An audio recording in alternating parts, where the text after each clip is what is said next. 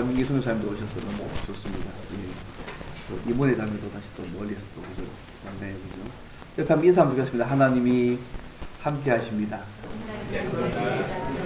감도사에서 하나님이 당신을 너무너무 사랑하십니다. 우리도 송미고 이사님도 그죠? 형님 소천 하시고 꿈을 보고 하셨는데 그죠? 아주 많이 좀 위로해 주시면 좋겠습니다. 예전에 한번 기도의 이야기로 여러 번 말씀드린 적이 있는데 어떤 사람이 산에 등산을 하다가 그만 낭떠러지에 떨어지게 되었습니다.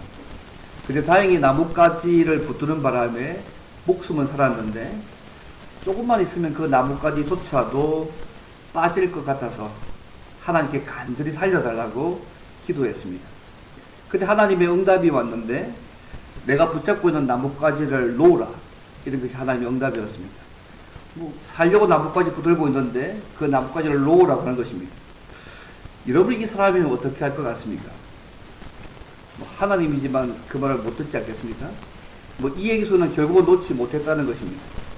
사실 그 나뭇가지만 놓으면 바로 바닥에 달이 와서 살 수 있었는데 그렇습니다. 물론 이 이야기가 기도에 대한 부분이긴 하지만 우리가 하나님과 그분의 약속을 붙잡고 살아갈 때 손을 놓으라는 말이 우리가 받아들일 수 없는 현실적인 상황이 될 수도 있지 않는가, 그렇게 생각을 해보기도 합니다. 하나님의 말씀대로 순종하는 것이 현실적으로 더 위험하고 더 불가능한 것처럼 보이고 현실에 아무런 변화가 보이지 않을 때 여러분은 어떻게 하시겠습니까? 우리는 또 어떻게 해야 될까요? 오늘 본문에 나오는 아브라함의 모습을 보면서 우리의 믿음 생활에 이런 상황이 주어질 때 어떻게 해야 될지를 함께 좀 생각해 보기를 원합니다. 거기 두 가지인데요.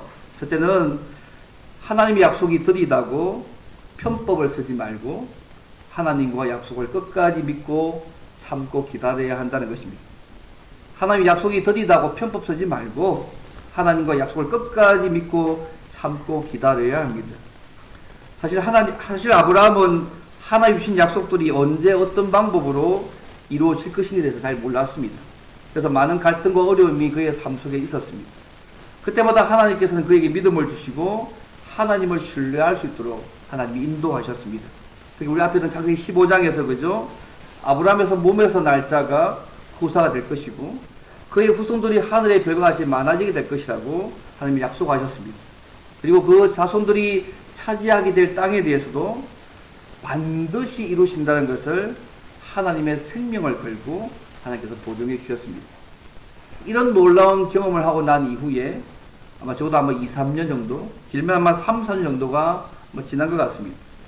여전히 하나님이 약속하신 것을 믿고 기다려도 현실에 보니까 응답이 되지 않으니까요. 아브라함은 갈등이 생겼습니다. 여전히 자손의 약속이 이루어지지 않았으니까요. 그래서 1절 보시면 사라는 아직 자녀를 출산하지 못했고 그에게 한 여종이 있었는데 애굽 사람이며 하갈이라고 말씀하고 있습니다. 아마 이 여종 하갈은요, 아마 기근으로 인해서 아브라함이 애굽에 내려갔을 때에 바로가 아마 사례를 데려간 갑으로 준 아마 종 가운데 아마 한 사람이었을 겁니다. 어쨌든 사례는요, 이 아브라함에게 이 하갈을 첩으로 주어서 아들을 낳게 하렸습니다. 2절 말씀이지 않습니까?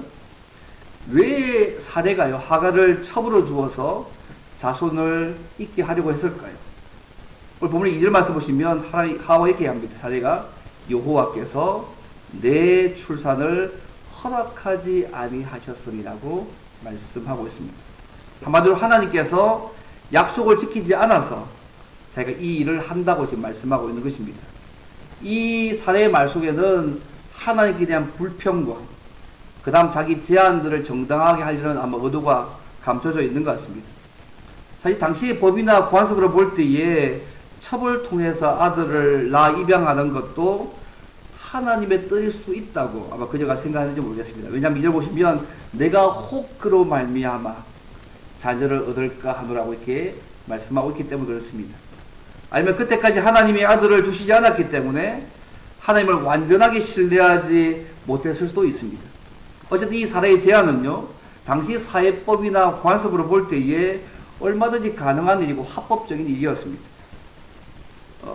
여러 가지 과학이 증거되어 있는데 하무람이 없을 수도 있지만 그 당시 성경의 생활사를 바치는 누지부서판에 보면 본 부인이 자녀를 낳지 못하면 첩을 통해서 아이를 낳아서 양자를 입양할 수 있는 것이 그 당시 관례였습니다. 그래서 사대의 제한은 어떤 의미에서 당시의 사회법이나 관습상을 볼 때에 지극히 정상적이고 합법적인 일이었습니다. 사실 우리도 한국에서 과거에 그랬지 않습니까? 한가운데 시집 온 며느리가 자식 낳지 못하면 소위 씨바지를 통해서 자식을 낳게 하고 아들로 입양할 수 있는 것이 우리 과거의 삶이기도 했습니다. 그런데 문제는 이러한 믿음 없는 그녀의 제안을 아브라함이 받아들였다는 것이 문제입니다. 하나님의 말씀보다 아내의 말에 더 순종하고 있는 아브라함의 모습을 봅니다.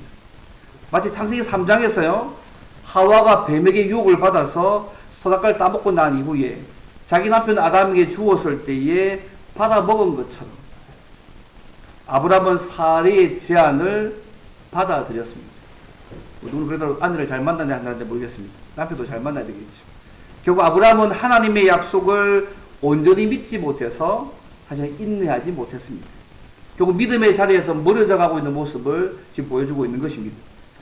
이거 누구에게 더 책임이 있다고 생각하십니까? 아브라함입니까? 아니면 사례입니까? 예, 사심이 많이 담으셨네요. 똑같습니다. 사부님 말씀하셨죠. 그는 사부. 예, 예. 많은 것을 생각하게 합니다. 그런데 아브라함이 그의 아내 사례의 제안을 받아들이고 하글을 첩으로 받아들이자야 그렇게 어렵게 보이던 임신이 바로 이루어졌습니다. 그래서 불임의 명백한 원인이 사례에게 있었다는 것이 사실 밝혀진 것입니다. 결국 아브라함과 사례는 하나님의 약속을 오래 기다리지 못하고 세상 사람들의 관습대로 행하고 만 것입니다. 믿음의 관점에서 볼 때에 아브라함과 사례는 일종의 편법을 쓴 것이죠. 하나님의 약속을 믿지 못하고 세상적인 방법으로 그것을 이루려고 한 것이니까 일종의 편법인 것입니다.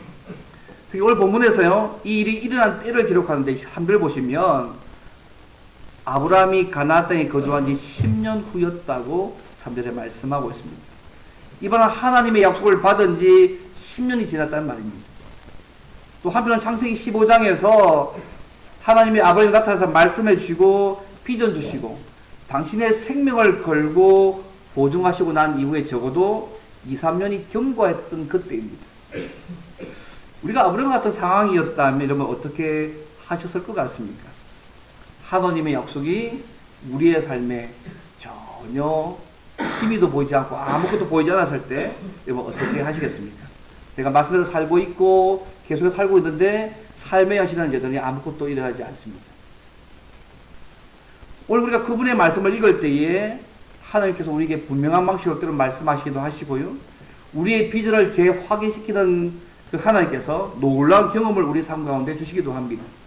그래서 우리가 그 비전과 말씀을 붙들고 삶을 살아갑니다. 그런데 그 비전을 붙들고 간절히 기도하고 믿음의 원리에 따라 삶을 살아가지만 아무런 응답이 없을 때 위기가 우리에게 찾아올 때가 많습니다. 다양한 갈등이 우리에게 찾아올 수 있습니다.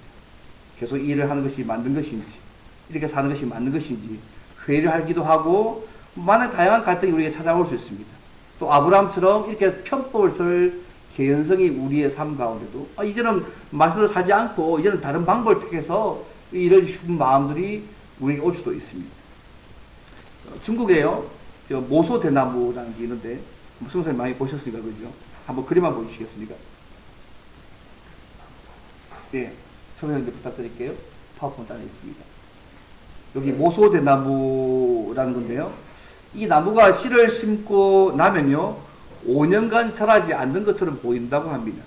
그런데요 5년간 땅속에서 뿌리를 깊게 기다리고 난 이후에 5년이 지나고 나면 단 6주 만에 15m까지 자란다 합니다. 그 다음 그림 보여주십시오. 자란 모습입니다. 5년 동안 그리고 아무 일도 없었는데 땅속에 뿌리를 깊게 받고 있다가 5년 지나고 나면 단 6주 만에 15m까지 자라고 있는 그 모소 대나무라는 것이 있다고 합니다. 저는 뭐 직접 사진을 봐가지고. 근데 우리의 기다림의 시간 속에서 우리가 그분의 약속을 믿고 삶을 살아가지만 아무것도 일어나지 않는 것처럼 우리가 느껴질 수 있지 않습니까? 근데 하나님은 그 과정 동안에 우리의 믿음을 준비시키시고 때로는 우리 영혼의 뿌리를 깊게 깊게 내리게 하실 때가 참 많은 것 같습니다. 예. 아멘 하는 거죠. 사랑하는 성도 여러분, 우리가 하나님의 말씀들에 옆에서 살고 있지만 아무런 응답이 없고 삶에 아무런 변화가 없을 때에도 어떤 상황에서도 하나님의 약속을 포기하거나 다른 방법들을 쓰지 않으시기를 바랍니다. 우리가 끝까지 하나님과 약속을 붙들고 주님을 끝까지 신뢰하고 따라가는 믿음의 삶들을 살아가시기를 바랍니다. 우리의 모든 문제 뒤에는요, 하나님의 목적이 있음을 여러분 깨달으시고 우리를 향한 하나님의 계획이 항상 선함을 믿는 믿음을 가지시기를 바랍니다. 내가 이해되지 않지만 우리를 향한 하나님의 계획이 항상 선하다 하는 믿음들을 늘 가지시면 좋겠습니다. 그래서 어떤 상황 속에서도 기뻐하고 감사하며 끝까지 인내하며 믿음으로 사셔서 약속하시는 하나님의 은혜를 날마다 누려가는 저 여러분이 되면 좋겠습니다. 이게 첫 번째입니다. 그렇다면 그분의 약속을 믿지 못하고 당시 사회법과 관습에 따라서 행했을 때 어떤 결과가 일어났을까요? 이 두 번째 모습입니다. 두 번째는 믿음의 잘못된 선택에는 대가가 따른다는 것입니다. 이 두 번째입니다. 오늘 본문에서는 믿음의 가정에 갈등이 생기고요. 현대까지 갈등과 분쟁의 원인이 되는 일들이 발생합니다. 이들의 불신앙 때문에 그런 대가를 톡톡히 지불할 수밖에 없었습니다. 처음에는 하갈이요, 여주인 사례의 종으로서 말을 잘 들었는지는 모르겠습니다. 그런데 여주인이 아이를 대신 낳아달라고 했을 때에 순종했을 정도 아니었습니까? 그런데 하갈이 임신했다는 사실을 알고 아이를 낳지 못하는 그 여주인 사례를 멸시하기 시작했습니다. 4절 말씀입니다. 그죠? 하나님의 약속을 믿지 못하는 이 일로 이 믿음의 가정에 갈등이 생기게 되었습니다. 그래서 하갈이가 화가 났습니다. 그래서 자기 남편 아브라함을 찾아가서 이 문제에서 남편도 책임이 있다고 자기의 억울함을 호소하고 있는 모습을 보여주고 있습니다. 그래서 5절 말씀 보시면 그죠? 그 중에 한 말이 내가 받는 모욕은 당신이 받아야 옳도다. 내가 왜 이런 일을 봐야 내가 받는 모욕은 당신이 받아야 옳도다고 그죠? 5절에서 말씀을 하고 있습니다. 내가 억울하게 당한 이 고통을 당신도 책임 있다는 말 아니겠습니까? 사례는 하나님의 말씀을 믿지 않고 자기 방식을 추진한 1차 책임이 사실 자기 있잖아요. 그래서 처음에는 하나님께 돌렸어요. 1절 말씀 보시면 하나님께서 돌렸고 이제 5절에는 지금 아브라함에게 책임을 묻고 있는 지금 사례의 모습을 볼 수 있습니다. 그런데 이 얘기를 듣는 아브라함이요, 책임성 없이 이렇게 얘기합니다. 당신의 욕은 당신의 수중이 있으니까 당신 눈에 좋을 대로 그에게 행하라고. 당신 눈에 좋을 대로 행하라. 쉽게 얘기하면 당신 마음대로 하라는 얘기죠. 그런데 이 표현을요, 사사기에 그때 이스라엘 왕이었으므로 사람마다 그 소견에 의로 행했던 그 말과 동일한 단어로 내맡긴 행동이라고 표현합니다.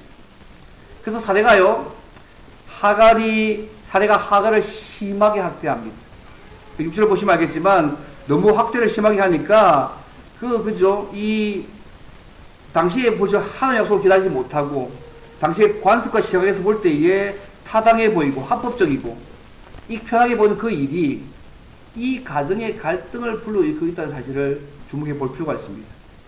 여주인 사례와 여종 하갈 사이에 갈등이 생겼죠. 아브라함과 사례의 사이에도 갈등이 생기게 되어졌습니다. 그래서 사례의 학대를 견디지 못하는 이 하갈이요, 집을 뛰쳐나가서 광야로 도망가고 있습니다.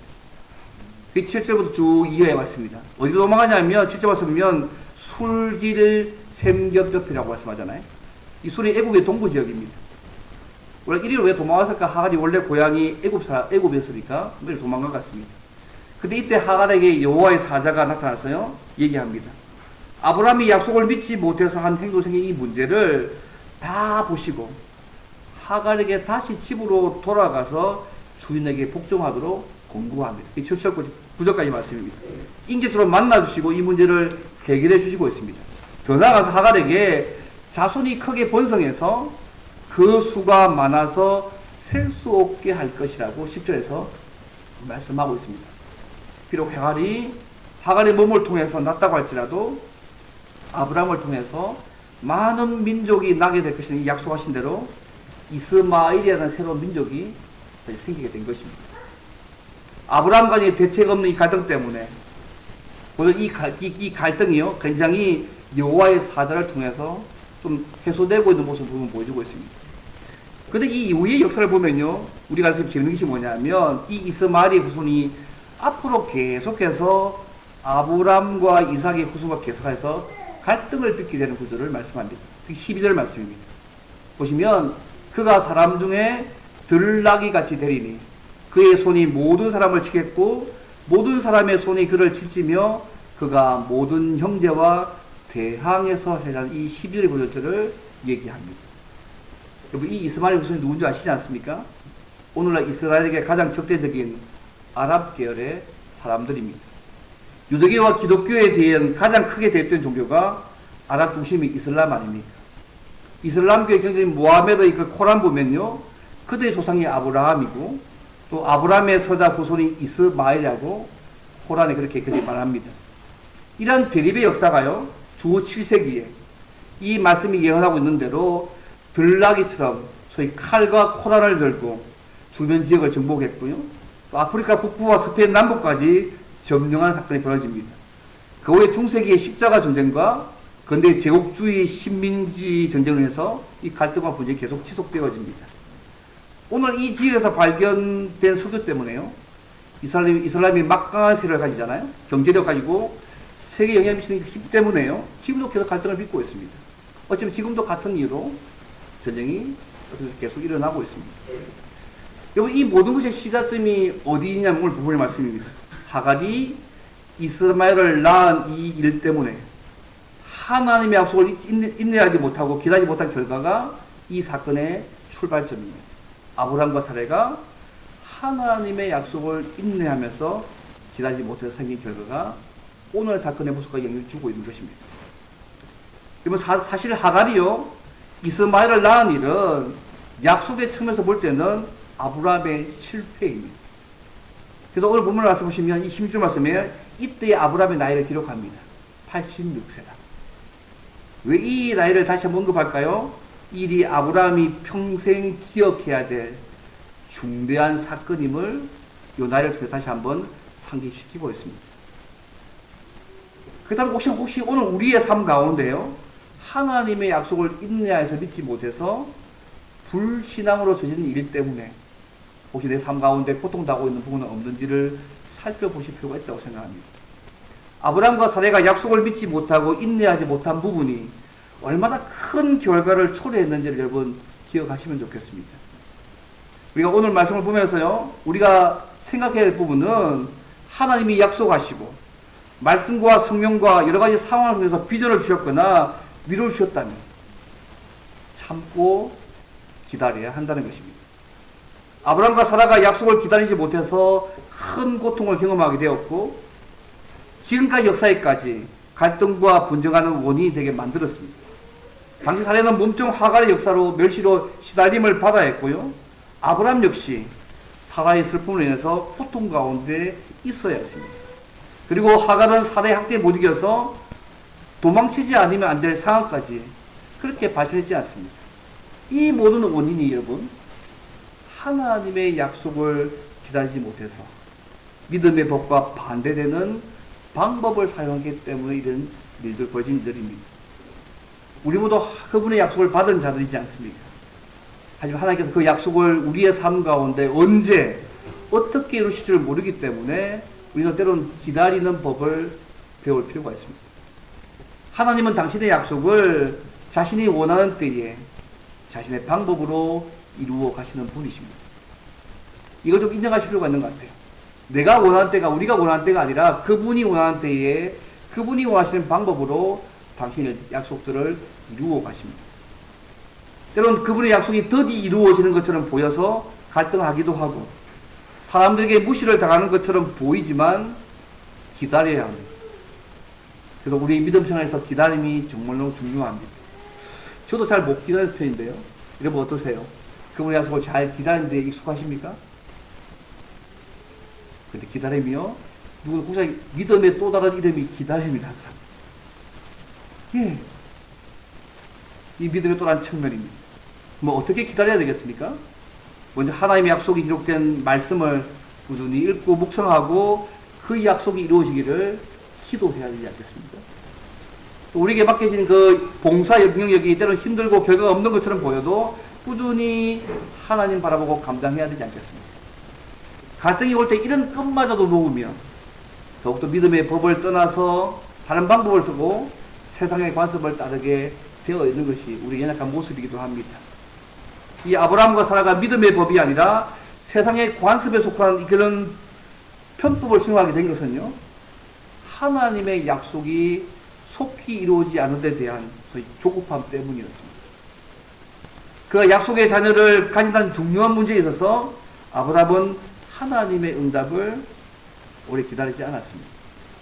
아브라함과 사라는 조급했고 그 조급함은 불신앙으로 나타나게 되었습니다. 하나님의 때를 기다릴 만큼 인내하지 못했고 결국 하나님의 말씀을 믿지 못하는 결과를 가져오고 말았습니다. 뭐 이런 것을 볼 때 우리가요, 그분의 약속을 믿고 어떤 상황 속에서도 믿음으로 기다리는 것이 필요한 것 같습니다. 말로는 쉽지요, 목사님 얘기하더라고요. 하나님이 도우셔서 이렇게 만들어 주실 것입니다. 물리학에 사용되는 용어 가운데요, 임계치라는 단어가 있습니다.